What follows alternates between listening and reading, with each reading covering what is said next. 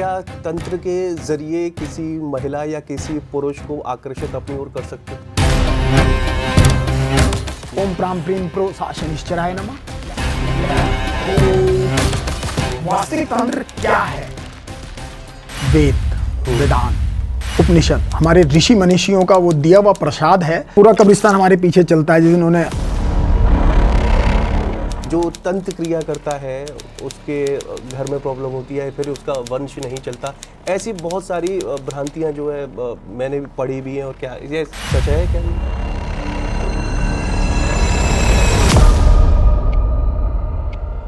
ये एक मैली विद्या है। अपना ही मल और मूत्र का इस्तेमाल करता है खाने के लिए भी। और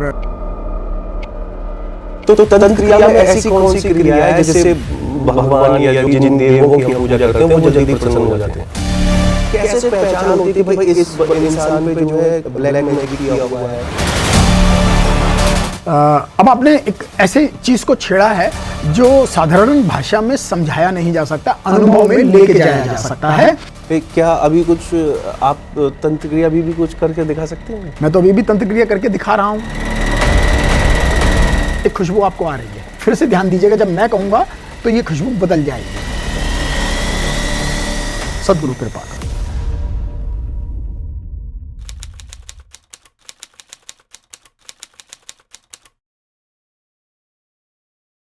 आज जब इंटरनेट की दुनिया में जब बहुत सारी तंत्र क्रियाओं को लेकर वीडियो तैरती हुई देखते हैं तो तमाम तरह के जो सवाल हैं वो जहन में आते हैं।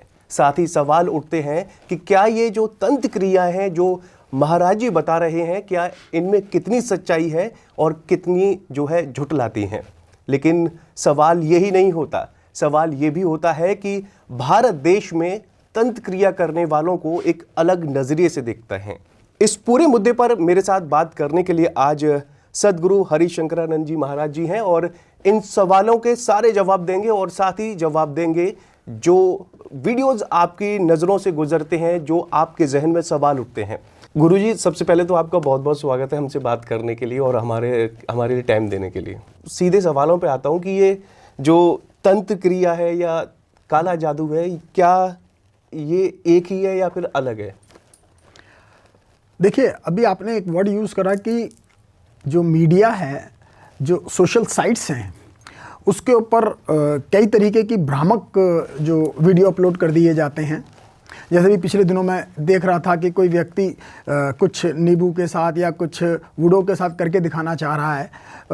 और ऐसा भी देखा गया है कि लोग कहते हैं कि पूरा कब्रिस्तान हमारे पीछे चलता है। जिन्होंने हमदाद नाम दे दिया या व्हाटएवर इट इज़, वो बहुत कुछ कहते फिरते हैं बेसिकली। और जो लोग वहाँ पे बता रहे हैं कि ऐसा मंत्र बोल के ऐसी क्रिया कर लो, ये तंत्र का पार्ट नहीं है। बेसिकली ये ब्लैक मैजिक है, काली विद्याएं हैं। और इसमें छोटी जो एक क्रियाएं होती हैं, जिसे हम साबड़ क्रियाएं कहते हैं, उसको वो थोड़ा सा जागृत कर लेते हैं और न जाने क्या क्या वो दावे करने लगते हैं। ये एक मिथक है, हमें इस मिथक से बाहर आना होगा। वास्तविक तंत्र क्या है? वास्तविक तंत्र किसे कहते हैं? इस विषय पे मैं आपसे बात भी करूंगा और मैं थोड़ा सा क्लियर भी करूंगा कि तंत्र होता क्या है। तो मेरा सवाल यही था कि तंत्र और काला जादू में अगर फ़र्क की बात करें तो दर्शकों को भी नहीं पता होगा, तो क्या फ़र्क है दोनों में वैसे? देखिए, तंत्र जो है हमारे वेद, वेदांत, उपनिषद, हमारे ऋषि मनीषियों का वो दिया हुआ प्रसाद है, जिसकी वजह से हम स्वयं को जान सकते हैं। स्वयं को जानना ही तंत्र है। अच्छा। और ये जो आज भ्रमक इतना फैलाया जा रहा है और ऐसे लोगों को अच्छा भी नहीं मानते, और अगर साथ में ये वर्ड जोड़ दिया जाए तांत्रिक, तो लोग एक बुरी निगाह से देखते हैं। एक ऐसी निगाह से देखते हैं कि भाई कोई गलत आदमी हमारे आसपास है, हमारा कोई नुकसान ना कर दे या कुछ हमसे लाभ ना ले जाए इस क्रिया का प्रयोग करते हुए। तो बेसिकली तंत्र अपने को साधना है। हमारे इस शरीर में वो ऊर्जा है, हमारे इस शरीर में वो ताकतें हैं जिसका अनुभव हम बिना तंत्र के माध्यम से कर नहीं सकते। अब आप कहेंगे महाराज जी तंत्र क्या है? अगर यदि आपने जब बायोलॉजी की बुक मैंने पढ़ी थी तब मैं 6th स्टैंडर्ड में था, पहली बार मैंने वो बुक पढ़ी थी, और उस बुक के अंदर एक चार्ट बना होता था जिसे कहते हैं स्केटल चार्ट इंग्लिश में, और हिंदी में कहा जाता है तंत्रिका तंत्र। अब ये जो वर्ड है इंग्लिश का स्केटल चार्ट, और ये जो वर्ड है तंत्रिका तंत्र जो हिंदी में लिखा है, हिंदी में अगर हम किसी को कहेंगे कि भाई वो कंकाल का चार्ट ले आओ, तो हम कहेंगे तंत्रिका तंत्र चार्ट दे देना। अच्छा। और जिसे इंग्लिश आती है वो कहेगा स्केटल चार्ट दे देना। ठीक है। तो ऐसा, तो जब हमने उसके ऊपर देखा, पढ़ा कि वहाँ पे कुछ हड्डियों को दिखाया गया है, कंकाल दिखाया गया है। अब ये जीवित ज्वलंत शरीर है हमारा, आपका, आपका और आपका। ठीक है। ये शरीर जो हमारी 72,000 नाड़ियाँ हैं उनसे ये संचालित होता है, ऐसा अपटम विज्ञान कहता है, अपटम साइंस कहता है कि हमारे शरीर में 72,000 नाड़ियाँ हैं और इससे अधिक वो हैं जो इस शरीर को संचालित करती हैं। इन सभी को संचालन करने वाली जो चीज़ है वो है हमारा ब्लड, और उसके अंदर दौड़ती हुई ऑक्सीजन। कोई एक ऐसा तत्व है जो इस शरीर में है तो हम जीवित हैं, अगर वो शरीर में वो तत्व नहीं है तो हम मृत हैं। अच्छा, तो ये तंत्र क्रिया के लिए किसी एक पर्टिकुलर देव की पूजा की जाती है, भगवान की पूजा की जाती है, या फिर सारे देवों की पूजा की जाती है इसमें?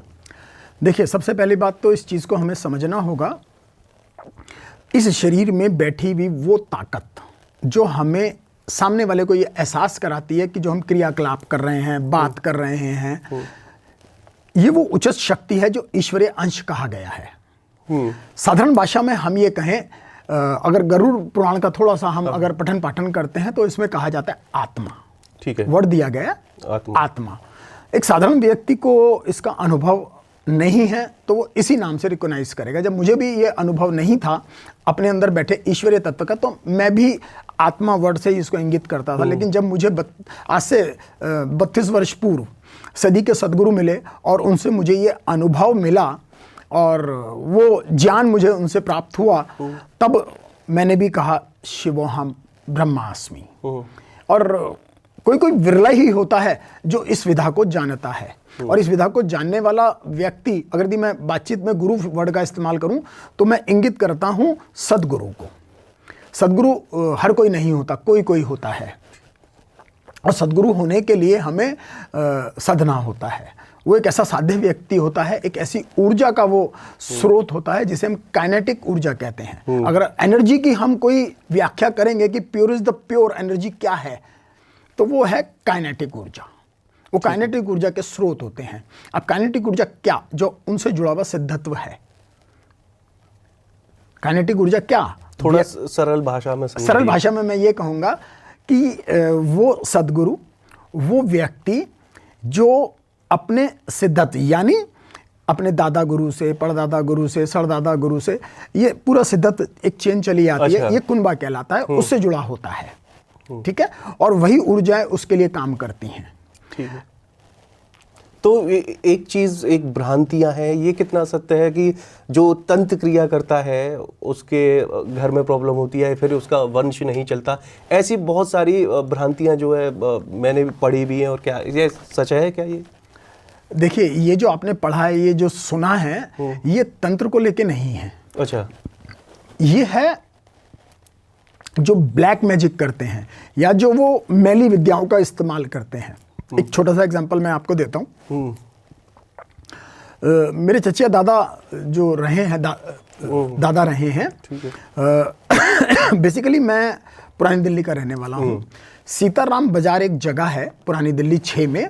वहाँ पे एक व्यक्ति हुआ करता था, उसको गू सिद्ध कहते थे। गू सिद्ध कहते थे। ये क्या चीज होती है गू सिद्ध, या फिर कुछ सिद्धि? हाँ, मैं आपको बताता हूँ। ये एक मैली विद्या है जिसमें व्यक्ति विशेष जो है अपना ही मल और मूत्र का इस्तेमाल करता है। मतलब खाने के लिए भी और कान में फुरेरी लगाने के लिए भी। ऐसा मैंने उनसे सुना था, दादा से। तो उन्होंने ये बताया कि वो व्यक्ति मटके का नंबर बता देता था या अन्य मतलब जुए के नंबर बता देता। ये छोटी सी कोई एक विद्या होती होगी। चूंकि मैं परिचित नहीं हूं, मैंने उनके मुखारविंद से ये बात सुनी है। ठीक है। तो वैसे ऐसी होती है कोई क्रिया? अब होता क्या है मैं आपको बताऊं, आप कुछ मत कीजिए। सुबह का अपना मूत्र लें थोड़ा सा और उसे जमा पे चख लें और अंदर उतार लें। कुछ दिन लगातार ऐसा कीजिए, कुछ दिन लगातार ऐसा कीजिए। ऐसा करने से क्या होगा, जो अंदर बैठा हुआ देव है ना, वो जो ईश्वरीय तत्व है वो विचलित हो जाएगा। अच्छा। क्योंकि ये मलिनता कहलाती है, ये मलिनता कहलाती है। ये साबड़ लोग हैं जो ब्लैक मैजिक करते हैं, ये उनके द्वारा कुछ क्रियाएं हैं। तो नेगेटिव एनर्जी अपने शरीर की है, Yes, वो और एक्टिव हो जाएंगी, वो एक्टिव हो जाएगी। और जो अच्छा पार्ट है, जैसे फॉर एग्जांपल किसी व्यक्ति को हमने दंड देना हो और उसे कुछ राज उगलवाना हो, तो हम उसे टॉर्चर करते हैं। तो ये इसी तरीके का एक अंदर का टॉर्चर है। तो हमें थोड़ा सा कुछ ऐसा मिल जाता है जो हटके है, और कुछ आभास, और कुछ मैं क्या कहूँ कि वो कहेंगे यार इसको तो पता है। हाँ। कुछ जो ये कह रहा है, ये कुछ मतलब 100% नहीं, 5 पैसे 10 पैसे कुछ उसको एक्स्ट्रा मिल जाता है। तो तंत्र क्रिया में ऐसी कौन सी क्रिया है जिससे भगवान या जिसकी जिन देवों की हम पूजा करते हैं वो जल्दी प्रसन्न हो जाते हैं? हाँ, है, ऐसी क्रिया है। गुरु महाराज जी द्वारा जो मुझे क्रिया मिली, और जब सदी का सदगुरु आता है, वो आज के परिवेश में उन्हीं क्रियाओं प्रक्रियाओं को आज के परिवेश में ढालता है और एक बार फिर से जीवित ज्वलंत बनाता है। मेरी एक साधना है जिसका नाम है श्री ओम हम सिद्ध संजीवनी क्रिया योग साधना। इस क्रिया के माध्यम से जब हम किसी साधना में प्रवेश करते हैं, तो मैंने कुछ स्टेप्स, कुछ कहते हैं कि पहला स्टेप, दूसरा step, third step, fourth step, fifth step, इस तरीके से मैंने बनाए हैं ताकि धीरे धीरे हम उस क्रिया के माध्यम से अपने शरीर के अंदर जाएं और अपने शरीर में बैठे हुए उस ईश्वरीय तत्व का बोध कर सकें, और हम उससे एकीकृत होते हुए, जब कोई 2 लोग मिलते हैं तो वर्ड यूज होता है हम। मैंने आज तक कभी भी ये नहीं कहा कि मैंने कुछ किया, हमने, मैं वर्ड यूज करता हूं हम। इसीलिए मेरी जो साधना है इसका नाम है श्री ओम हम सिद्ध संजीवनी क्रिया योग साधना। अच्छा, ये क्रिया आपकी यही आपने की थी, मतलब ये हाँ, क्रिया? ये मुझे जो मिला तब मैंने अपनी साधना, अपनी जो क्रिया है उसका नाम मैंने ये रखा। क्या तंत्र के जरिए किसी महिला या किसी पुरुष को आकर्षित अपनी ओर कर सकते हैं?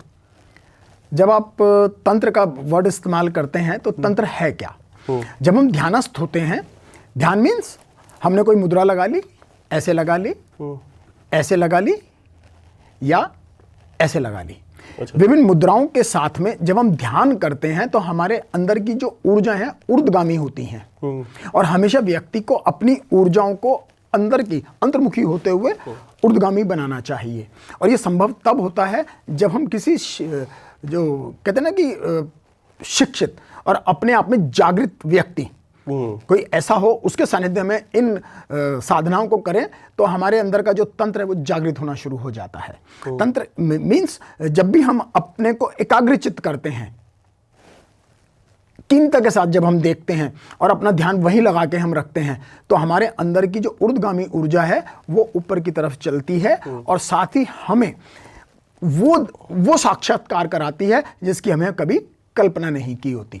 जब मैंने उसका साक्षात्कार किया तो मैंने कहा शिवोहम ब्रह्मास्मि। और ये तंत्रोक्त क्रिया तब कहलाई जब मैं सद गया, जब एक सदैव सदगुरु के द्वारा ये मुझे मिला। मुझे ये श्री दाती श्री से मिला है मेरे को। उनकी मेरे पास असीम कृपा रही है दाता की कि उन्होंने मुझे आज, क्योंकि किताबों में मैं एक आर्य स्कूल से पढ़ा हूँ, वहाँ पे जब संत लोग आते थे और प्रवचन करते थे तो वो बात सदगुरु की करते थे। अच्छा। मैं ये सोचता था कि सदगुरु कौन? एक संत ने भी ऐसा कहा, दूसरे भी, मतलब जब 5-7 साल हो गए इन शब्दों को सुनते हुए तो मैं जिज्ञासु हो गया, मैं खोजी हो गया।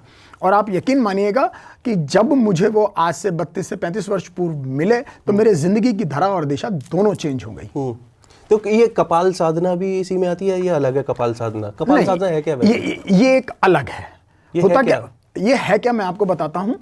ये एक अभी मैंने आपसे जिक्र करा कि ये एक ऐसी मैली विद्याएं हैं जो तंत्र को इंगित नहीं कराती हैं, ये उससे अलग हैं। ये वो चीजें जैसे कपाल साधना। अब कपाल साधना हम किसकी कर रहे हैं?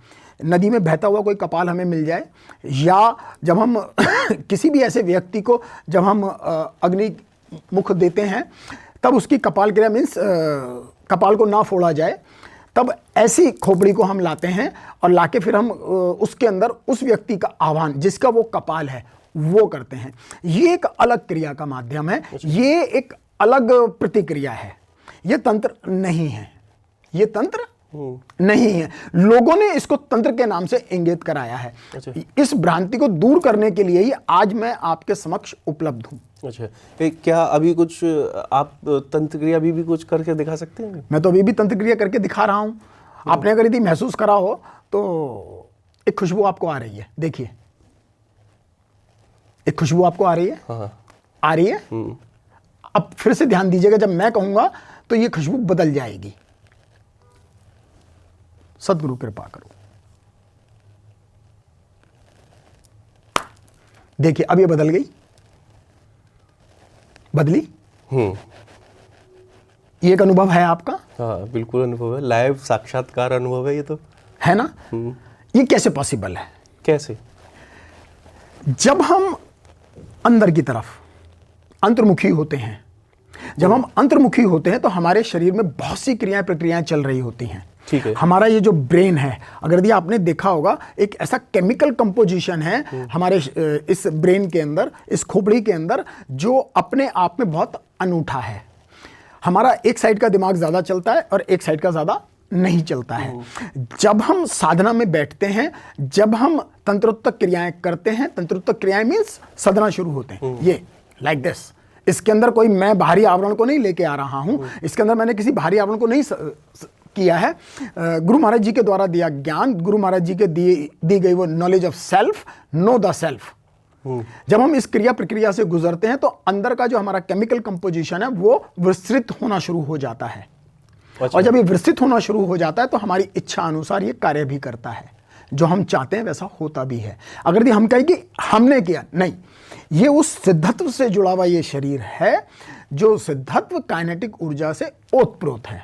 अच्छा। मैं दातीश्वरी, जब मेरे दाता इस बात को कहते हैं और जब हम उनका ध्यान करते हैं तो ये ऑटोमेटिकली शुरू हो जाता है, जिसका उदाहरण भी मैंने आपको दिया और आपने अनुभव से बताया। क्या तंत्र क्रिया से अपने जो पितरों को भी मनाया जा सकता है, या अगर मनाया जा सकता है तो वो कौन सी, कैसे मना सकते हैं अगर? हाँ, ये पॉसिबल है। कैसे? ये पॉसिबल है। कैसे? क्यों? क्योंकि हम उसके अंश हैं। हम उसके अंश हैं। जब हम पैदा हुए तो हमें बताया गया कि ये आपके माता हैं और ये आपके पिता हैं। माता ने जन्म दिया है आपको, और माता पिता हमारे प्रथम गुरु ही नहीं होते हैं। माता पिता हमारे कहते हैं ना कि हमारे पालनहार, जन्मदाता, जिसने हमें बनाया, भगवान होते हैं।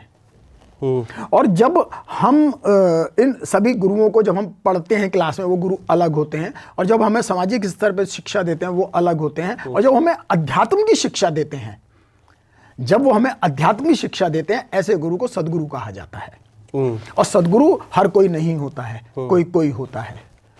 10,000 भक्तों में से एक 10,000 अगर लोग बैठ के प्रार्थना करते हैं, भक्ति करते हैं, तो 10,000 भक्तों में से एक नहीं। भक्त अगर कोई पैदा आम इंसान अगर घर पे अगर कुछ अपने पितरों को खुश करना चाहे, कुछ ऐसी क्रिया या ऐसी कोई उपाय जो जिनके पितर जो नाराज रहते हैं, बहुत सारी परेशानी आती है लोगों, तो कुछ ऐसा उपाय है कुछ? हाँ है।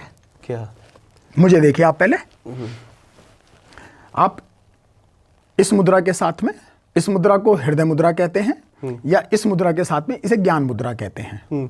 किसी भी मुद्रा में, किसी भी आसन में, एक आसन में बैठ जाइए, सुखासन में बैठ जाइए, चाहे टेबल हो या कुर्सी हो या कहीं सुबह भी। या शाम? सुबह शाम दोनों वक्त। अच्छा। 1 घंटा सुबह, 1 घंटा शाम। अच्छा। हमें कुछ भी नहीं करना है। हमने इस मुद्रा का इस्तेमाल करते हुए, एक आम जन मुद्रा है, इसे अग्नि मुद्रा भी कहा जाता है, इसे ज्ञान मुद्रा भी कहा जाता है। और इस मुद्रा के अंदर हम बैठें, और बैठने से पहले हमने अपनी गहरी श्वास लेना है।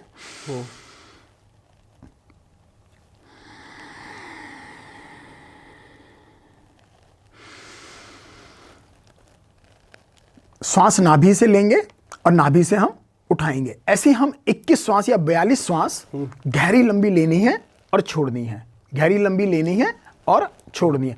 तदुपरांत हमें कुछ नहीं करना है, बस ऐसे बैठे। ये हमारा पिट्यूटरी ग्लैंड है, यहाँ पे हम अपने पूरे ध्यान को केंद्रित करें, यहाँ पे देखने का हम प्रयास रखें।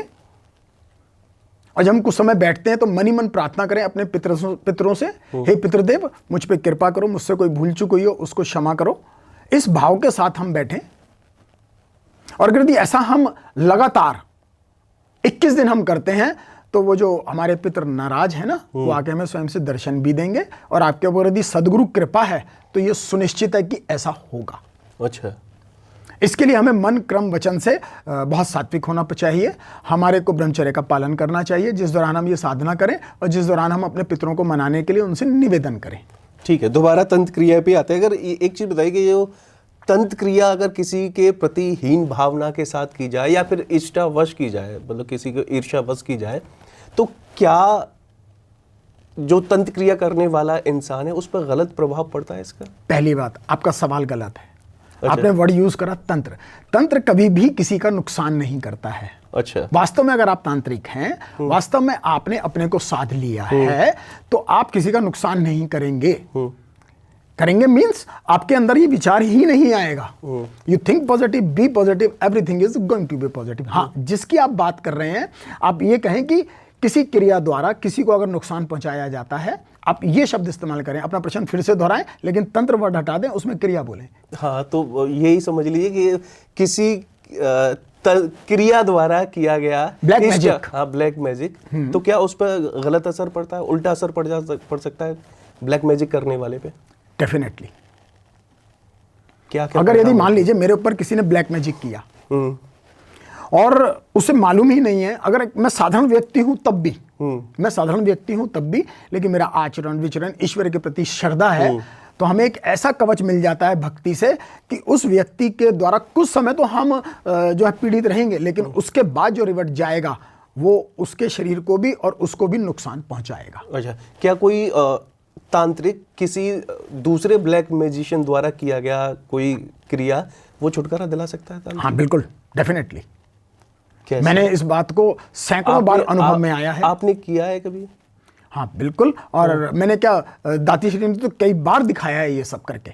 अच्छा, हाँ, और आप यकीन जानिएगा, एक बार मैं सफर में था आपके साथ, तो तब मैंने इस तरीके की क्रिया को देखा था और उन्होंने मुझे दिखाया था जो साधारण आंखों से नहीं देखा जा सकता। अच्छा। जब आपको वो चक्षु लग जाते ये मेरा अगला सवाल था कि कैसे पहचान होती है कि भाई इस इंसान पे जो है ब्लैक मैजिक किया हुआ है, कैसे पहचान होती है? अमावस्या का दिन हो, अपनी हथेली लें, like this, like this, like this, like this. जब ये गर्म होती है और इसके अंदर पसीना सा भी आ जाएगा या नहीं भी आए, आजकल पसीना नहीं आएगा आज के दिनों, तो उस रात्रि को ऐसे आप सूंघे अपनी हथेलियों को, तो इसमें से आपको स्मेल आएगी। अच्छा, पहली पहचान ये वाली है। दूसरी पहचान, अवसाद से वो घिरा रहेगा व्यक्ति। अच्छा, तीसरी पहचान, मलंग हो जाएगा, नहाने में आनाकानी करेगा, बातों को टालेगा। और कई बार तो ये भी देखा गया है कि अगर आप आयु 16-17 साल भी है, 18 भी है, 25-26 भी है, तो भी बिस्तर खराब होते हुए देखा गया है। अच्छा, अचानक से व्यक्ति में कुछ चेंजेस आ जाते हैं, और मैंने तो अपनी आंखों से देखा है ऐसा। अगर कोई इंसान अगर ये जो आप बता रहे हैं ये सारी चीजें महसूस करता है, तो कोई ऐसा उपाय है जो घर बैठे ही कर ले? हाँ बिल्कुल। क्या? देखिए, ब्लैक मैजिक उन लोगों पे होता है जिन लोगों का चंद्रमा वीक होता है। अच्छा। जिस व्यक्ति का चंद्रमा वीक है, तो उस व्यक्ति पे आसानी से ये ब्लैक मैजिक जैसी क्रियाएं जो हैं वो उसे नुकसान पहुंचाती हैं, या वो ये कह लो कि वो उनके संपर्क में आने के बाद उसे विभिन्न प्रकार के जो मैंने आपको बताए एहसास होते हैं। और हमेशा स्वप्न भी आएंगे तो गंदे स्वप्न आएंगे। अच्छा, वर्गलिटी जैसी चीजों को वो देखेगा। तो एक चीज बताइए, ये तंत्र में ये भी होता है कि जो पीपल का पेड़ है उस पे जाके साधना करते हैं, या फिर एक गुड़िया में पिन वगैरह जो लगाते हैं वो अलग है या एक अलग है? ये अब मैं आपको बताता हूँ। आपने तंत्र पीपल के पास बैठ के साधना के लिए कहा, ये एक तंत्रोत्तक क्रिया है। अच्छा, क्योंकि पीपल जो वृक्ष है, आदि योगेश्वर ने कहा वृक्षों में वृक्ष पीपल मैं हूं। ठीक है। उन्होंने पीपल को भी अपने समान बताया है। ठीक है। और कहते हैं कि पीपल के अंदर जो है एक देवता का वास होता है जो ब्रह्मा का पुत्र है, और कथन चलन में लोगों ने ये कह दिया ये तो ब्रह्म राक्षस है। मतलब भ्रांति फैलाने वाले ऐसे ऐसे लोग हैं, मैं आपको शब्दों में क्या कहूं, और ये प्रचलन में आ गया है कि पीपल में तो ब्रह्म राक्षस का वास होता है। आज उसकी सत्यता जो है वो देव, वो नारायण जिसका वास उसमें है, आज वही शब्द को भ्रमित कर दिया गया है और ब्रह्म राक्षस के नाम से उसको प्रचलित कर दिया गया है। लोग कहते हैं रात में पीपल के पास नहीं जाना चाहिए। अरे भैया, रात को पीपल पे दीपक जलाया जाता है जब गोधूली का समय होता है। उससे लाभ होता है। शनि की अगर आपके पास दशा हो तो उसके अंदर अति लाभ होता है। अगर यदि आपके पास शनि की ढैया हो, 7.5 हो, इसमें ऐसा करना बड़ा लाभ होता है। और वहाँ पे अगर यदि आप शनि देव को पूजते भजते हैं वाले लोग हैं तो वहाँ पे जरा थोड़ा सा उनको याद करिए। और एक तंत्रोक्तक मंत्र है, बता दीजिए। ओम प्राम प्रीम प्रो सा शनिश्चराय नमः या ओम शम शनिश्चराय नमः। लोग ढैया है शनि की, 7.5 न जाने कितने कितने भ्रम फैला देते हैं। कितने दिन तक उपाय करना है ये? ज़्यादा मत कीजिए, जब तक आपके मन की श्रद्धा है तब तक आप जरूर करते रहिए। और मैं तो ये कहता हूँ हर व्यक्ति को रोज सुबह और शाम पीपल पे दीपक जरूर जलाना चाहिए। शनिदेव को जरूर याद करना चाहिए क्योंकि ये हमारे कर्म के दाता हैं। क्योंकि बहुत सारे लोग तो शनिदेव से डरते हैं ना। यही तो सबसे बड़ी भ्रांति है। आज उनका एक वर्ड शनि शत्रु नहीं मित्र है, उस पर बहुत काम किया गया है। हमने भी बहुत काम किया है। अच्छा। तब जाके आज लोग इनको पूजने लगे इस देव को। और सबसे बड़ी बात यह, घर में भी स्थान लोगों ने दिया है। मेरा तंत्रोक्तक पीठ है श्री ओम हम श्री सिद्ध शक्तिपीठ शनि शिव धाम के नाम से मेरा पीठ है। और वहाँ पे आपकी स्थापना है। और वहाँ पे अब सबसे बड़ी बात समझने की ये है कि अकेले शनिदेव ऐसे हैं जिनको दोनों देवों की कृपा प्राप्त है, महादेव की भी और आदि योग योगेश्वर भगवान श्री कृष्ण की भी। और कृष्ण के तो वो अनन्य भक्त हैं और भगवान शिव के वो शिष्य हैं। अब आप मुझे ये बताइए, जो व्यक्ति और ऐसा वो देव जिनके इस तरीके के गुरु और जिनकी वो साधना करते हैं, क्या वो कभी आपको कष्ट देगा? नहीं, रॉन्ग। ये तो मिथक है, ये तो चंद लोगों का पैसे कमाने का जरिया है। अच्छा, एक चीज बताइए, जो तंत्र में जो चक्र है उसका कितना महत्व होता है? बहुत महत्व है उसका। और उसके मायने क्या है ये बता दीजिए थोड़ा। अब आपने एक ऐसे चीज को छेड़ा है जो साधारण भाषा में समझाया नहीं जा सकता, अनुभव में लेके जाया जा सकता है। हमारे शरीर के अंदर मुख्य चक्र वैसे तो 108 और उसमें जो वर्किंग है वो 102 के करीब, और उससे और वर्किंग में है तो 60, 62, 64। अगर यदि आपने ऋषभ देव की मूर्ति को देखा हो तो उनके शरीर में चक्रास बने हुए हैं। ये अलग अलग चक्र जो हैं अलग अलग सिद्धियों को लिए होते हैं। हर चक्र में कोई सिद्धियां होती हैं। हमारे शरीर में जो मेन चक्र कहे गए हैं वो है 7 चक्रों की हम साधना करते हैं और नवरात्रों में की जाती है। अच्छा। एक साधारण मनुष्य के लिए नवरात्रों के अंदर हम नवरात्रे जब रखते हैं तो हम उसमें 9 देवियों की आराधना करते हैं। ठीक है। और जब हम 9 देवियों की आराधना करते हैं तो ये जो जाप है, जो उस वक्त हम पठन पाठन करते हैं, तो ये हमारे शरीर के विभिन्न चक्रास को स्पंदित करता है और इनका अपना विशेष महत्व है। अच्छा, तो ये तंत्र विद्या का वैसे जो मूल उद्देश्य है वो क्या है वैसे? तंत्र विद्या का मूल उद्देश्य है अपने को साधना और समाज में एक पॉजिटिव एनर्जी के साथ दूसरे को स्पंदित करना। इसका जीवत ज्वलंत, अगर तांत्रिक भाषा में पूछा जाए तांत्रिक कौन, तांत्रिक कौन, तो मैं आज आपको बता देता हूं आपके माध्यम से जनसाधारण को कि आपने देखा होगा कि ये जो लोग कहते हैं शव साधना कर रहे हैं, किसी मृत व्यक्ति को अपने काबू में कर लिया है, ये तंत्र नहीं है। तंत्र वास्तव में अपने को साधना है। और जो व्यक्ति जब सद जाता है तो सदा हुआ व्यक्ति उच्च तांत्रिक हो जाता है, क्योंकि हम अपनी सूक्ष्म अस्थि और उपास्थियों की को एकाग्रचित करते हुए जैसे हम ध्यान में जाएंगे तो ये अंदर की प्रक्रियाएं हैं जो ऑटोमेटिकली साधना शुरू हो जाती हैं। और सदगुरु का सानिध्य तो फिर कहना ही क्या। ये एक वर्ड आपने यूज किया था, शव साधना। हाँ, ये क्या चीज होती है? अभी जैसे आपने बीच में किया कि ये कंकाल साधना क्या होती है। हाँ, कंकाल साधना। कंकाल साधना का आपने जिक्र करा था ना, तो वो मैंने उसमें आपको इंगित कराया था कि कंकाल साधना में क्या किया जाता है, उस व्यक्ति की आत्मा को बुलाया जाता है।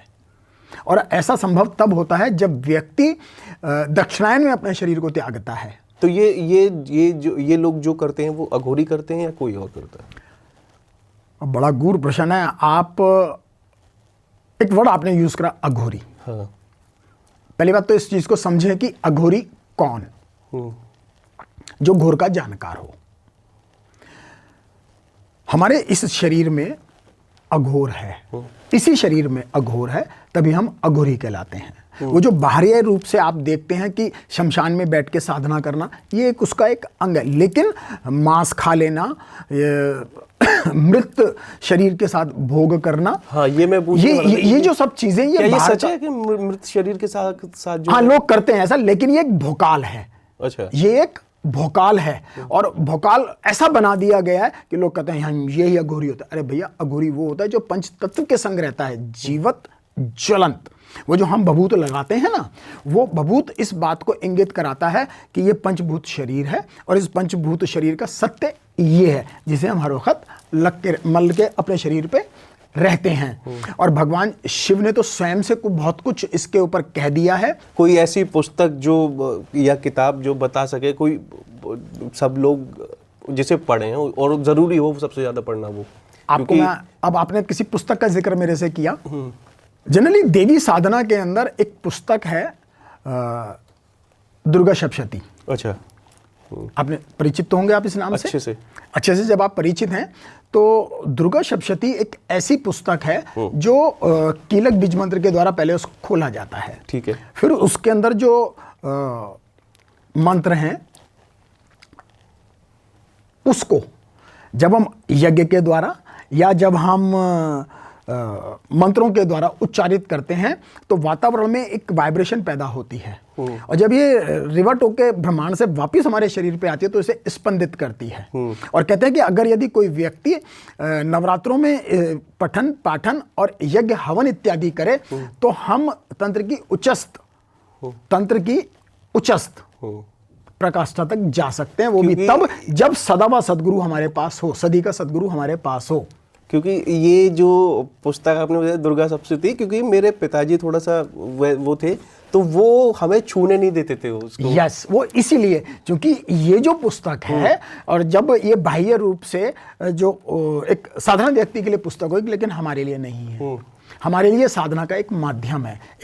और सबसे बड़ी बात हम आपको आज बताते हैं कि इस पुस्तक को साधारण ना समझा जाए, इस पुस्तक को साधारण ना समझा जाए, और इसमें अलग अलग पाठ अलग अलग विषयों पे और अलग अलग शक्तियों को दर्शाते हैं।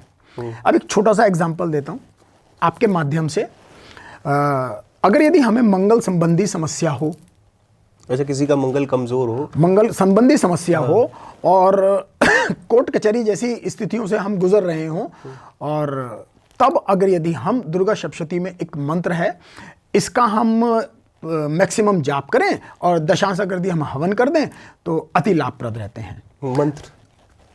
मंत्र ओम ऐं ह्रीं क्लीं चामुंडाय विचय, ओम ग्लूम हुम क्लीं जुम सह, ज्वाला है ज्वल जल प्रज्वल है प्रज्वल, ऐं ह्रीं क्लीं चामुंडाय विचय, ज्वल हंग संग लंग छम फट स्वाहा। इस मंत्र का हम अधिकाधिक जाप करें, 1 माला 2 माला, और उसका फिर हम दशांश हवन करें तो अति लाभ रहता है। और ऐसा हम नवरात्रों में भी करें, और अगर यदि हम शुक्ल पक्ष से इसको शुरू करें तो अष्टमी तक हम इसको ऐसा करते रहें तो इसके लाभ मैंने जनमानस के और उनके जीवन में बहुत लाभप्रद देखे हैं। अच्छा, एक चीज और होती है कि ये एक होता है हठ योग, क्या वो तंत्र योग में आता है हठ योग? बिल्कुल आता है। भरी सर्दी है, भरी सर्दी है, आपने कोट वस्त्र सब पहने हुए हैं, मेरे को देख लीजिए आप, मैं कितने वस्त्रों में हूं, मैं कितने वस्त्रों में हूं। क्योंकि वो कहते थे दाता मेरे कि तपना आना चाहिए, और साधु को 2 ही चीज चाहिए, जल और अग्नि, जल और अग्नि। वो कहते हैं दोनों में तपना आना चाहिए। जब भरी टेम्परेचर दिल्ली में 42-45 होता है और हम यज्ञ के माध्यम से अपने हवन कुंड पे बैठते हैं तो अब उस गर्मी का अंदाजा लगा लीजिए। मैं तो जब बैठता हूं तो वो मस्ती वो कुछ और ही होती है। अभी हम सर्दी में अभी भी हम तप रहे हैं, जितनी ज़्यादा ठंड लग रही है। मैं जहाँ रहता हूँ मैं उस नीली छतरी के नीचे रहता हूँ, और हाथ का तकिया लगाए, चांदनी की चादर ओढ़े, अच्छा। वृत्ति रूपी स्त्री के साथ भूमि शयन मैं करता हूँ। कौन सी स्त्री के साथ? वृत्ति रूपी। अच्छा, वृत्ति रूपी स्त्री के साथ। कौन है वो? ये इसलिए मैंने बुलवाया, कोई स्त्री समझ में आया किसी को? हाँ नहीं, ये वो जो दिखती नहीं है, क्योंकि इसी शरीर में शिव और शक्ति दोनों विराजमान हैं। अब लोगों को ये चीज समझ में नहीं आती है। हम अपने कामुक इच्छा में इतने ज्यादा खो गए हैं और कभी हमने अपने आप को इस स्त्री से मिलने का कभी समय ही नहीं दिया है। ये इसी शरीर के अंदर है, कहीं और नहीं है। और ये तब प्रकट होती है जब हम किसी सदगुरु के सानिध्य में रहते हुए इस साधना को करें, तब आपको ये अनुभव होगा। साधारण भाषा में तो नहीं, ईड़ा पिंगला और सुषुम्ना की बात कही गई है। वो उसके सानिध्य में रहते हुए इस अनुभव से गुजरते हुए तब हमें ये एहसास होता है। तो ये तंत्र में जो कौन सा तत्व है जो सबसे ज्यादा जरूरी होता है तंत्र में? ईश्वरीय तत्व जो हमारे अंदर है, जीवत है, ज्वलंत है। जीवत जानो जीवत बूझो, जीवत मुक्त निवासा। कहे गुरु लोभी, दे गमछा, दे लोटा, दे दक्षिणा और दे तुम्हें मरणोपरांत स्वर्ग का दिलासा। अरे नहीं, सदी का सदगुरु तुम्हें जीवत ज्वलंत उस स्वर्गिक आनंद को प्रदान करता है। जीवत ज्वलंत रहते हुए आप उस स्वर्गिक आनंद को भोग सकते हैं सात्विकता के साथ। ये नहीं कि तुम आज मांस खा रहे हो, मदिरा खा रहे हो और परिस्त्रियों का गमन कर रहे हो, ये रॉन्ग है। ये अनुभव के विषय नहीं है। ये तो सिर्फ एक माया जाल में फंसते हुए और माया से मुक्त कराता है तंत्र। अच्छा, तो तंत्र में मंत्र भी होते हैं, सिर्फ साधना ही होते हैं क्या? अब हम आपको बताते हैं। कहते हैं पाषाण से ज्यादा, मतलब मीन्स मूर्ति से ज्यादा, पाषाण से ज्यादा मंत्र, मंत्र से ज्यादा यंत्र और यंत्र से ज्यादा तंत्र काम करता है। और अगर यदि इनका चारों का समाविष्ट हो जाता है तो वो जो यंत्र हैं जो हम बाह्य रूप से बनाते हैं, वही यंत्र हम अगर हमें पता हो, नॉलेज ऑफ हमारा बैंक हो, तो वो हम अंदर भी बनाते हैं। हम मंत्रों का स्पंदन भी देते हैं, जैसे नमः शिवाय। अगर यदि हम इसी को ना जिब्या लाए ना होठ लाए, मनी मन हम ऐसा करेंगे, मनी मन हम ऐसा करेंगे, तो इसका स्पंदन और ज्यादा बढ़िया होगा और ज्यादा लाभप्रद होगा। ठीक है, तो तंत्र में साधक को किस प्रकार की साधना करनी पड़ती है? जब हम तंत्र की साधना करते हैं, जब सदी का सदगुरु हमें आरंभिक चरण में लेके जाता है तो वो पहले प्रणव साधना कराता है। प्रणव साधना के 5 से 6 चरण होते हैं और उन साधनाओं को करते हुए जब शरीर की वाइब्रेशन उच्चस्थ होती है तब हम ध्यानस्थ अवस्था में जाते हैं और ध्यानस्थ अवस्था की उस उच्चस्थ माध्यम को प्राप्त हो पाते हैं, जिसे तंत्र कहते हैं। राजा जनक उच्चस्थ तांत्रिक थे। कैसे थे? उन्होंने अपने जीवन काल में साधनाएं करी, अपने अंदर की अस्थि और उपास्थियों को साधा और वो विधेय कहलाए। ये है तंत्र। जो आप जिस विषय की आपके अंदर कौतूहलता है वो ब्लैक मैजिक है, वो छोटी मोटी एली मैली विद्याएं हैं। ये ब्लैक मैजिक वही होता ना, गुड़िया में पिन चुभो। हाँ, ये सही है। गुड़िया में पिन चुभोने से मुझे तो आज तक ऐसा कोई व्यक्ति मिला नहीं जो ये कर सकता हो, आज तक नहीं। मैंने तो बड़े बड़े तांत्रिकों को इस बात का आह्वान करने को कहा और मैंने कहा आप जरा हमारे को ही लेके जरा इस तरीके से स्पंदित कर दीजिए, इस तरीके से हमें नुकसान पहुंचा दीजिए। आज तक तो ऐसा कोई मिला नहीं। क्या वो नींबू से जो करते, नींबू लगा के? ये सब भोकाल है, ये सब भोकाल है। हाँ, नींबू के द्वारा फॉर एग्जाम्पल अगर आप कोई नई गाड़ी लेते हैं और नई गाड़ी लेते हुए जब भजन पूजन उसका हम विधिवत पूजन कर लेते हैं उस वाहन का, तो हम क्या करते हैं, नींबू जो है वो गाड़ी के पहियों के नीचे रखा जाता है और उसके ऊपर से गाड़ी चला दी जाती है। अब अगर हम नींबू का केमिकल कंपोजिशन देखेंगे तो वो क्या करता है कि जिस जगह वो टूटता है या फूटता है तो अपना रस वहाँ छोड़ता है। तो हम क्या देखते हैं कि वहाँ का एकदम जो एरिया है बिल्कुल वाइट हो जाता है, हर प्रकार का जीवाणु कीटाणु वहाँ मर जाता है। आप करके देखिए नॉर्मल तरीके से, फर्श पे अगर नींबू की कुछ बूंदे डाल देंगे आप और वहाँ स्वतः जब आप साफ करेंगे तो पता लग जाएगा कि इस फर्श में जहाँ नींबू गिरा है और दूसरे में जमीन आसमान का फर्क है। तो ये कोई मायने रखता है कि वो अगर किसी भूत प्रेत को बुलाने के लिए जो नींबू काटते हैं या फिर कुछ करते हैं, नींबू का रंग चेंज हो जाता है? ये भोकाल है। ये सच नहीं है? नहीं, ये भोकाल है। तो फिर वो कैसे करते हैं? वो लाइव अगर दिखाते हैं, बहुत सारी मैंने वीडियोस देखी हैं, गुड़िया हिल रही है, चल रही है, या फिर नींबू का कलर चेंज हो रहा है। आपने अगर कभी ना ये जो वीडियो बनाए जाते हैं ना, जैसे आपने देखा होगा एक साधिका जो है वो नींबू नचा रही है, ऊपर से नीचे आ रहे हैं। हाँ। एक बहुत महीन धागा होता है। अच्छा। जितनी दूरी पे आप बैठे हैं ना, इस दूरी से उस धागे को आप नहीं देख पाएंगे, उससे वो नचा के दिखाया जाता है। अच्छा। ये हमें आपके माध्यम से मैं कहना चाहूंगा कि इस भौकाल से, इस तरीके की जो ये दिखाते हैं क्रियाएं से, इनसे ऊपर उठ के हमें अपने आप को तंत्र की तरफ लेके जाना चाहिए। तंत्र की तरफ कैसे? साधना करें। जो हमारी श्वास आ रही है और जो हमारी श्वास जा रही है, कुछ नहीं करना है। मेरी छोटी सी सूक्ष्म क्रिया है कि 5 मिनट, 1 घंटे में 5 मिनट आप अपने को दे दें, केवल इस श्वास को देखें, केवल इस श्वास को देखें। और जब आप लगातार 21 से 42 दिन ऐसा करते हैं तो स्वतः ही आपके शरीर में कुछ चेंजेस आएंगे और आप कहेंगे कि यस, समथिंग इज गुड। और जो मैं शब्द को इस्तेमाल नहीं करूँगा, आप करें और फिर अपना अनुभव बताएं चैनल के माध्यम से। महाराज जी, एक चीज़ और मेरे जहन में सवाल आया है, क्योंकि मैं बहुत बचपन से एक चीज़ सुनते हुए आ रहा था कि वो, हालांकि वो ब्लैक मैजिक में आता है, लेकिन ये आप बता सकते हैं क्या ये ऐसा संभव है कि नहीं कि एक कलश उड़ रहा है जो मिट्टी का कलश है और जिसके नाम से छोड़ा जाता है वो उसी के घर पे जाके गिरता है? क्या ये ये सही है? ये सही है, ये एक क्रिया है। और इसको कौन सी क्रिया बोलते हैं वैसे? अब इसे नाम कुछ भी दे दीजिए, फॉरगेट इट, नाम पे मत जाइए। ऐसा कुछ लोग कर पाते हैं। अब तो खैर मेरे ख्याल से अब ऐसे लोग रहे नहीं। लेकिन जो लोग कर पाते हैं उनके हश्र बहुत बुरे होते हुए मैंने देखे हैं।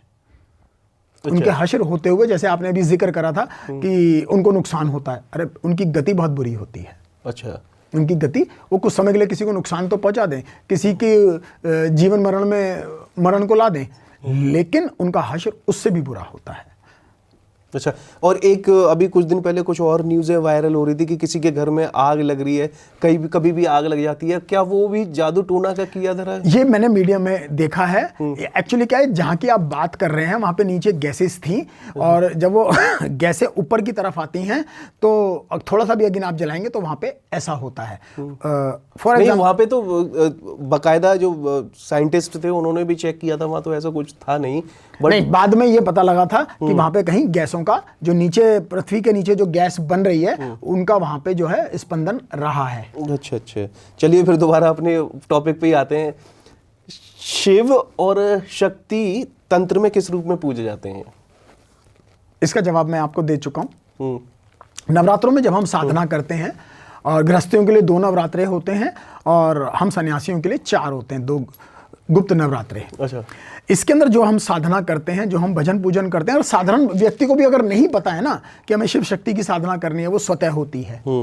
वो साधना स्वतः होती है। और आपने देखा होगा कि कभी हमारा राइट स्वर चलता है, कभी हमारा लेफ्ट स्वर चलता है। सुबह के समय पे करीब 3:30 और 4 बजे के बीच का एक ऐसा समय होता है जो हमारे दोनों स्वर चल रहे होते हैं। अगर यदि उस वक्त हम उस ईश्वर से कुछ मांग लें तो वो जरूर हमें मिलता है। अच्छा, वो हमें तब जरूर मिलता है। और जब ये नवरात्रों में हम साधना कर रहे होते हैं तो शिव और शक्ति की तो साधना कर रहे होते हैं। सुषुम्ना शक्ति है और ब्रह्मरंध्र में इस जो ऊर्जा स्थित है वो शिव है। अच्छा, तो क्या ये तंत्र जो है केवल जादू और औषधि तक सीमित है या फिर क्या है? हाँ, तंत्र औषधि भी है। तंत्र को जादू नहीं कहेंगे हम, क्योंकि तंत्र एक ऐसी ऊर्जा है जिस ऊर्जा के माध्यम से हम सामने वाले के शरीर को स्पंदित करते हैं और उसे लाभ देते हैं। मैं ये नहीं कहूँगा कि आप कोई डॉक्टरी उपाय ना करें, जो डॉक्टरी इलाज आपका चल रहा है वो भी करें और साथ में यह ऐसा भी करें। जब आप गहन साधना में जाते हैं और सदी के सदगुरु के द्वारा दिया हुआ ज्ञान आपके पास है, तो तब अगर यदि आप अपना ध्यान उस रोग पे, उस अंग पे लगाएं तो उसे हील होते हुए और लाभ लेते हुए मैंने देखा है। तो तंत्र साधना में ऐसी कौन सी क्रिया है जो सबसे ज्यादा मतलब प्रसिद्ध हो? तंत्र साधना में सबसे ज्यादा प्रसिद्ध ध्यान, हठ योग, ये तंत्र साधना के माध्यम है। और सबसे बड़ी बात यह है कि आज जब हम इस मुद्रा को लगाते हैं, आप एक बार फिर से देख लीजिए, इंडेक्स फिंगर अंगूठे के नीचे, बाकी रिंग फिंगर और हमारी जो बड़ी वाली फिंगर है उसको हम इनके टोस से मिलाएंगे। ये रॉन्ग है, ये राइट है।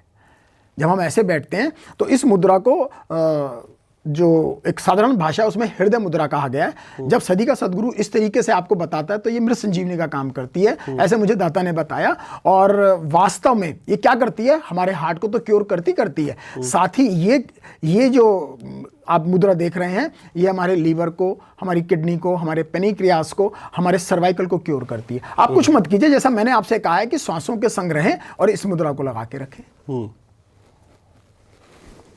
अच्छा, तो तंत्र क्रिया के दौरान कौन सा स्थान जो है सबसे उत्तम माना जा रहा है? अति उत्तम स्थान तो पश्चिम दिशा होती है। साथ ही अगर यदि हम उत्तर पूर्व दिशा को भी चुने तो ये भी बहुत अच्छी होती है। तंत्र साधना में हमें समय का ध्यान रखना चाहिए, एक आसन का ध्यान रखना चाहिए और साथ में दिशा का। अगर यदि हम ऐसा करते हैं तो हमारा ध्यान उच्च तंत्र की ओर हमें ले जाता है। अच्छा, इसमें कोई काली तंत्र भी होता है? हाँ, बिल्कुल होता है। इसमें कोई दो राय नहीं है, इसमें कोई दो राय नहीं है। ये एक शक्ति की साधना है, जैसे भैरव तंत्र कहा गया है। हम उसमें जो हमारे देव हैं भैरव, हम उसकी साधना करते हैं मंत्रों के द्वारा, उनके चित्र या उनका जो मूर्ति है उसके सामने। लेकिन हमें यह साधना है किसी अच्छे उच्च साधक या सदगुरु के सानिध्य में करनी चाहिए। अनाड़ी या आधे अधूरे व्यक्ति के सानिध्य में हमें ये नहीं करना चाहिए। अच्छा, तो तंत्र साधना में तपस्या सबसे ज्यादा जरूरी क्यों है? एक बार फिर से बोलें, क्या कहा आपने? तंत्र साधना में जो तपस्या है वो इतनी जरूरी क्यों है? यही तो तंत्र है, ध्यान ही तंत्र है। क्योंकि जब हम ध्यान करते हैं तो हमारी सूक्ष्म अस्थियां और उपास्थियां एक जगह केंद्रित होना शुरू हो जाती हैं। और इसके अंदर बाह्य रूप से आपको एक क्रिया मैं बताता हूं, त्राटक। आप जैसे यहां बैठे हैं तो कम से कम 1 फुट ऊंचा एक दीपक जलाएं, इतनी ऊंचाई पे दीपक रखा हो और उसे आप देखें अपलक। जब आप ऐसा करते हैं, आंखों से आंसू भी निकलते हैं, तब भी हमने पलक नहीं झपकानी है। तो एक इस तरीके की ऊर्जा हमारे आसपास एक्टिव हो जाती है और हमारे शरीर में एक्टिव हो जाती है। शब्दों में मैं कोई मेरे पास वर्ड नहीं है जिसका मैं इस्तेमाल करके आपसे कुछ कह सकूं। हाँ, जब आपका अनुभव होगा तब आप कुछ कह सकेंगे। इसमें दोनों चीजें आपको करनी पड़ेगी, साधना और साथ में ये क्रिया जिसे त्राटक कहा जाता है। एक चीज बताइए, हालांकि सवाल वैसा हो सकता है लेकिन फिर भी मेरी जिज्ञासा मैं पूछ लूं, क्या तंत्र क्रिया के जरिए घर में गड़ा हुआ सोना या चांदी, जो कहते हैं धन जो है, वो पाया जा सकता है या कैसे पता चल सकता है? देखिए, जब हम तंत्र साधना करते हैं ना, या जब हम साधना में बैठते हैं, और साधना में बैठा ही व्यक्ति तांत्रिक होता है। निम्न क्रिया कलापों के कारण जो हम देखते हैं वो ब्लैक मैजिक, वो तंत्र नहीं है, पहली बात। दूसरी बात, आपने कहा कोई बड़ा गड़ा हुआ धन या कुछ चीज़ हम देख सकते हैं। हाँ, ये पॉसिबल है। कैसे? ये पॉसिबल है। हमारे अंदर जो बैठा हुआ देव है ना, जो देवी है ना, वो हमारे को बहुत से अनुभव देती है। और जब हम धीरे धीरे सतते चले जाते हैं ना, तो बहुत सी चीज़ों का अनुभव निम्न प्रकार की सिद्धियों के द्वारा हमें होता है। बहुत कम लोगों को इसका ज्ञान है। अगर यदि हम 4 घंटे सुबह और 4 घंटा शाम एक आसन, एक दिशा और एक ही समय पे बैठना शुरू कर दें, तो 42 दिन में हमारा प्रथम चक्र, मूलाधार चक्र खुल जाता है। इस मूलाधार चक्र के अंदर जो कहते हैं ना कि हनुमान जी महाराज अष्टसिद्धि 9 निधि के दाता हैं, तो वहाँ पे वो सिद्धियाँ कुछ हमें मिलती हैं, जिसमें से अणिमा और महिमा। अच्छा, तो आप अभी भी कुछ महसूस कर सकते हैं मेरे लिए? मैंने आपको एक जहाँ तक अनुभव की बात है, मैंने ऑफ द कैमरा आपको कुछ प्रिडिक्ट करा था। आप बताइए, इज राइट और रॉन्ग? नहीं, वो सही था। मैं सोच रहा हूँ अपने दर्शकों के सामने थोड़ा सा पता चले, थोड़ा सा कुछ मेरे लिए। जैसे आप जो चाहें कर सकते हैं। क्या आपको किसी ने बताया कि आपके यहाँ कोई किसी की अकाल मृत्यु हुई थी? नहीं, बहुत पहले बताया गया था मुझे। बताया गया था?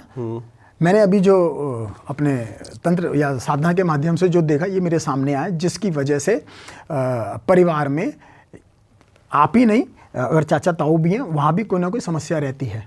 पितृ संबंधी कुछ नहीं करना है आपने। अमावस्या के दिन और पूर्णिमा के दिन अपने पितरों का ध्यान करते हुए, कैसे ध्यान करना है, इस मुद्रा में या इस मुद्रा में, उनको याद करते हुए, उनसे क्षमा शोभ मांगते हुए, और जो भी आपकी समस्या हो अगर आप उनसे कहेंगे तो स्वतः आपको लाभ मिलेगा। क्योंकि जो ऊर्जा इस शरीर से निकल गई है वो ईश्वरीय तत्व है। वो स्वयं उस महादेव का, उस आदि योग योगेश्वर का, वो स्वयं से उस परम्बा का अंश है। अच्छा, तो अब तंत्र पे आते हैं। अच्छा ये बताइए, हमारे वेदों और पुराणों में तंत्र के बारे में क्या बताया गया, और ये इसको पूरे डिटेल के साथ बताइए हमें। देखिए, हमारे वेद, पुराण, उपनिषद और हमारे यहाँ दुर्गा सप्तशती जैसी पुस्तकें भी हैं, हमारे ग्रंथ भी हैं। उसके अंदर सबसे अगर यदि कोई बात इंगित करिए, और फिर मैं तो अभी लेटेस्ट की बात करता हूँ, आदि गुरु शंकराचार्य जी, आदि गुरु शंकराचार्य जी ने पथ पथ घूमकर पैदल से सैकड़ों हजारों किलोमीटर की यात्राएं करी और उन्होंने हमें अद्वैत का मार्ग दिया। अद्वैत का मार्ग मीन्स उसके निराकार स्वरूप की साधना करना, जिसका कोई आकार नहीं है, जिसका कोई आकार नहीं है। क्योंकि लोग जो है, अगर वेदों की व्याख्या या वेदों का पठन कितने लोग करते हैं, कितना लोग उसे समझना चाहेंगे, सब कुछ उसमें है, सब कुछ उसमें है।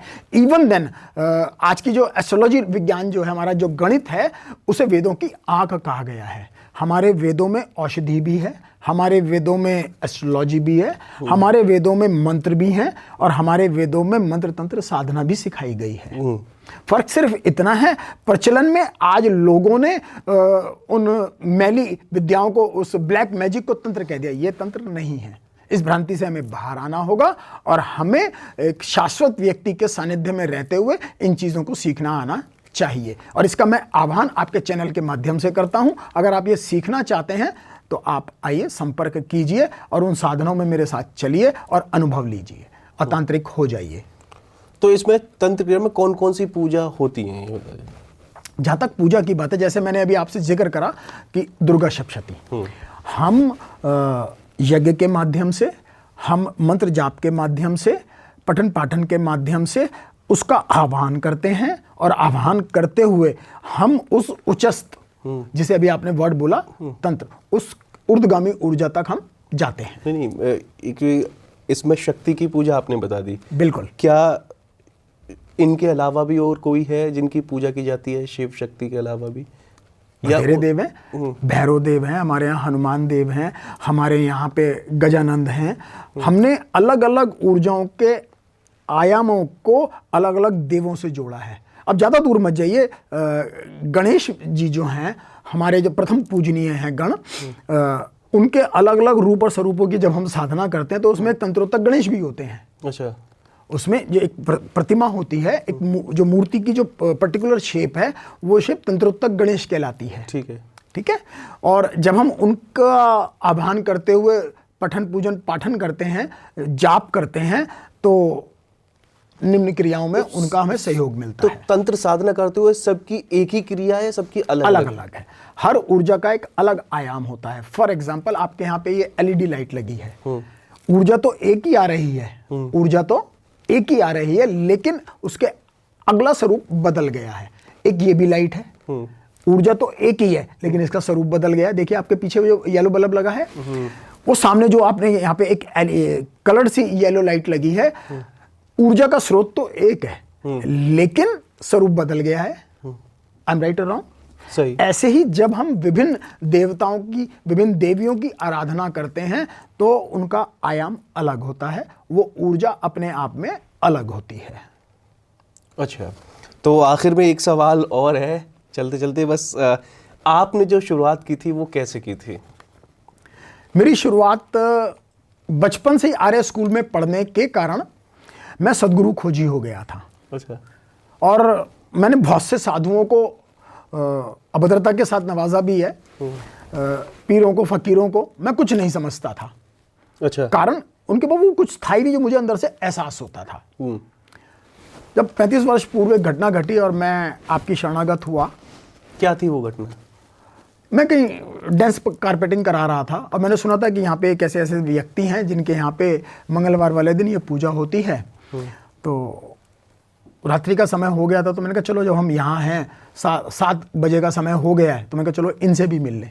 जब हम वहाँ तक पहुँचते पहुँचते किसी ने कुछ कहा, किसी ने कुछ कहा, और जब वास्तव में हम गए और उनसे हमारा आमना सामना हुआ, वो मेरे ख्याल से मेरी मुश्किल से 30 सेकंड की मुलाकात थी। मेरी आंखों में आंसू थे और मैं उनसे एक ही बात कह रहा था कि दाता, आपने मुझे इतनी देर से क्यों बुलाया? तब उन्होंने ये कहा कि जब हम ईश्वर की भक्ति करते हैं तो हमारा सदगुरु से मिलने का मार्ग प्रशस्त हो जाता है, और जब हमें सदगुरु मिल जाता है और उसकी भक्ति जब हम करते हैं और वो भक्ति हमें कराता है उसकी, तो हमें देव का, उस ईश्वर का साक्षात्कार होता है।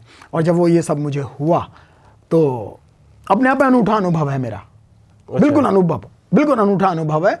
और स्टीक आज मैं आपके सामने हूँ, इसका जीवत ज्वलंत उदाहरण है। परिवार वाले कोई ऑब्जेक्शन नहीं उठाया आपको? नहीं, किसी ने कोई ऑब्जेक्शन नहीं उठाया, क्योंकि शुरू से ही मैं इस सनातन संस्कृति को मानने वाला गाय, गंगा और गायत्री, ये सनातन के अंग और इन्हें भजने पूजने वाला मैं रहा हूँ। ऐसा ही मैंने अपने कर्णों से सुना भी और देखा भी। तो धीरे धीरे मेरा रुझान बढ़ता गया। और मेरे अपने परिवार के ही एक बहुत बड़े संत हुए हैं, मोनी बाबा फलहारी। अच्छा। उनका कालका जी में पीठ भी है। उन्होंने, जब मैं छोटा था 5 वर्ष का, तो उन्होंने मेरी माँ से कहा था इस पुत्र को मुझे दे दो। अब उनकी कही गई वाणी, क्योंकि सिद्ध ने कुछ कह दिया, और आगे चल के देखिए मेरा ये मार्ग वहीं से प्रशस्त होता चला गया। और आप मुझे मिले और वो मुझे उच्चस्त तंत्रोक्तक साधना आपने दी, उस काइनेटिक ऊर्जा का अनुभव आपने मेरे को दिया, और आज भी मेरे संग हैं आप। तो इससे बढ़ के और मैं क्या कहूँ, मेरे पास शब्द नहीं, क्योंकि मैंने कोशिश अपनी पूरी की कि मैं अपने अनुभव को शब्दों के माध्यम से कुछ आपको कह सकूं। लेकिन अनुभव होता है। फिर मैंने प्रयास किया, जो मैं कर सकता था, जो मैं कह सकता था। एक बार फिर आपके चैनल के माध्यम से मैं आह्वान करता हूं, आइए साधना सीखिए और फिर स्वयं से अपने अनुभव को बताएं। हमारी साधना 27 दिन की होती है, और इस 27 दिन की साधना में एक पर्टिकुलर शुल्क भी है, वो आपको चैनल के माध्यम से पता लग जाएगा, और आप वो पाएं जिसकी वजह से। तो ये आपकी जो साधना अब कब स्टार्ट होने वाली है, ताकि दर्शक आपसे कांटेक्ट कर सकें, और 2 महीने होगी तो कहाँ पे होगी ये सारे चीज़? 2 महीने बाद हमारा ये एक शिविर लगेगा। 2 महीने बाद, हम मार्च के बाद आप लोग चैनल से संपर्क करें, यही एक माध्यम है हमारा, और फिर हम इस माध्यम के द्वारा आपको वहां तक ले जाने के लिए प्रयासरत रहेंगे। ठीक है महाराज जी, बहुत बहुत धन्यवाद इस जो इतनी सारी जानकारी दी है। उम्मीद है दर्शकों को भी ये जानकारी पसंद आई होगी। अब हम मिलेंगे अगले पॉडकास्ट में या फिर अगले इंटरव्यू में और किसी नए टॉपिक के साथ। उम्मीद है जानकारी पसंद आई होगी। अगर वीडियो अच्छी लगी तो कमेंट करें, लाइक करें और चैनल को ज़रूर सब्सक्राइब करें, और मिलेंगे अगली वीडियो में। नमस्कार।